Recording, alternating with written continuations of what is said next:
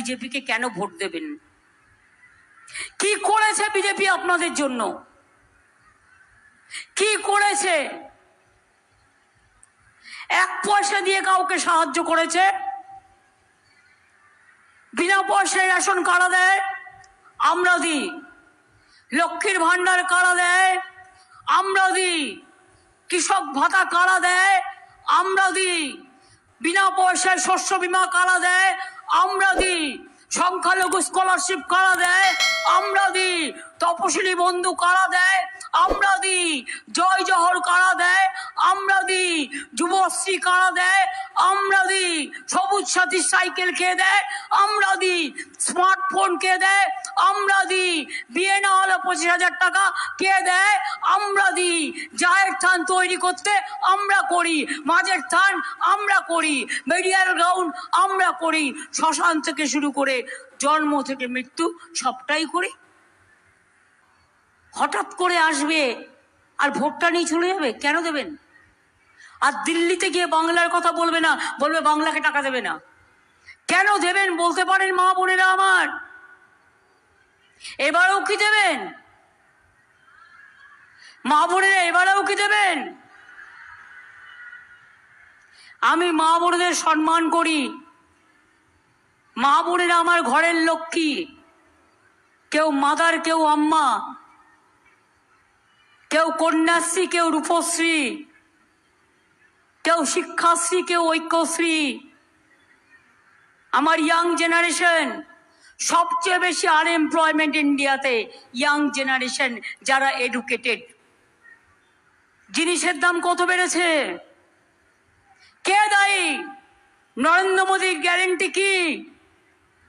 Price hike, দ্রব্যমূল্য বৃদ্ধি central গভর্নমেন্টের দেখার কাজ। পেঁয়াজের দাম কত? আলুর দাম কত? লঙ্কার দাম কত? এই তো ঈদ মুবারক হয়ে গেল, রমজান মাসে ফল কিনেছেন কত কষ্ট করে। আমি তাও কিছু কিছু জায়গায় সুফল বাংলা পাঠিয়ে দিয়েছিলাম, যাতে অন্তত কিছুটা সস্তায় পাওয়া যায়। সব জায়গাতেই করি, সব ধর্মেই করি।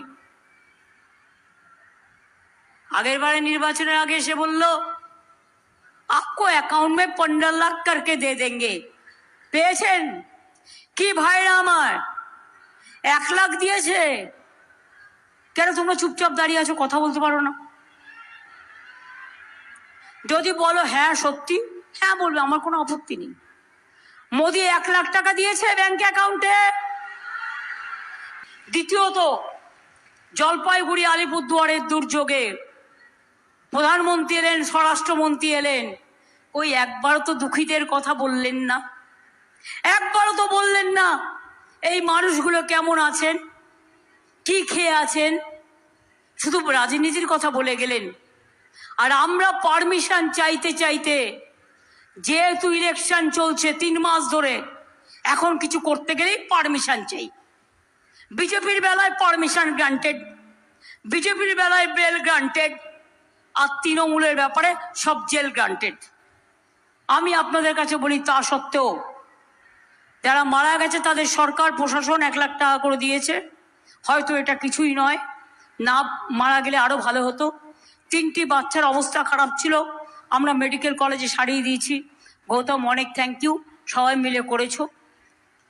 আমরা নিজেরা প্রায় 156 জনের ট্রিটমেন্ট করেছি, এবং তার মধ্যে যারা বেশি ইনজিওর ছিল তাদেরও 50,000 টাকা করে দেওয়া হয়েছে।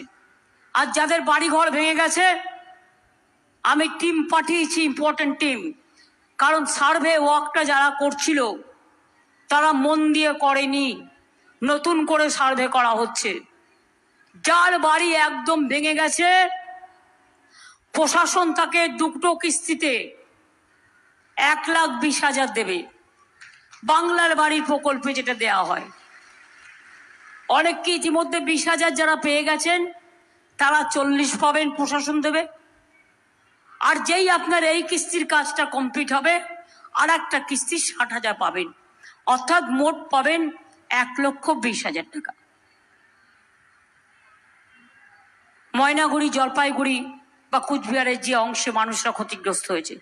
একটা শস্য যদি নষ্ট হয়ে যায় তাও আমরা সাহায্য করি, একটা মানুষ বাইরে মরে গেলে তাও আমরা সাহায্য করি, চাষিদের ধান সব আমরা কিনে নিই।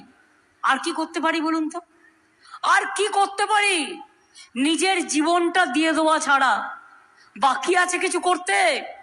সবটাই করি। এই সাহায্যটুকু কি আমার মা ভাই বোনেরা করবেন না? আমি আপনাদের কাছে আবেদন করে গেলাম, ভেবে দেখুন, ভাবুন। লক্ষ্মীর ভাতা যারা 500 টাকা পেতেন 1000 টাকা হয়ে গেছে, যারা 1000 টাকা পেতেন 1200 টাকা হয়ে গেছে, আর যাদের 60 বছর বয়স হয়ে গেছিল তারাও সারা জীবন পাবেন। আপনাদের লক্ষ্মীর ভাণ্ডার কোনো দিন বন্ধ হবে না, মনে রাখবেন, পুরো সারা জীবন চলবে। ICDS এর মাইনে বাড়ানো হয়েছে, আশাকর্মীদের অনেক কাজ করে ওরা, বিআরপি থেকে শুরু করে, পঞ্চায়েত থেকে শুরু করে, সিভিক পুলিশ থেকে শুরু করে, গ্রিন পুলিশ থেকে শুরু করে 4% পে কমিশনের টাকা আবার দেওয়া হচ্ছে, আগে 4% দেওয়া হয়েছে। এরকম প্রচুর কাজ, এমনকি মিড ডে যারা রান্না করে আগেও 500 টাকা বাড়ানো হয়েছিল, এবারেও 500 টাকা বাড়ানো হয়েছে। সুতরাং যা ক্ষমতা আপনাদের জন্য, আমার যতটুকু ক্ষমতা, কেন্দ্র টাকা দেয় না, দিচ্ছে না, আমাদের টাকা নিয়ে যাচ্ছে কেড়ে। তা সত্ত্বেও মনে রাখবেন, মায়ের দেয়া মোটা কাপড় মাথায় তুলে নেড়ে ভাই, দিন দুঃখিনী মা যে তোদের, এর বেশি আর সাধ্য নাই।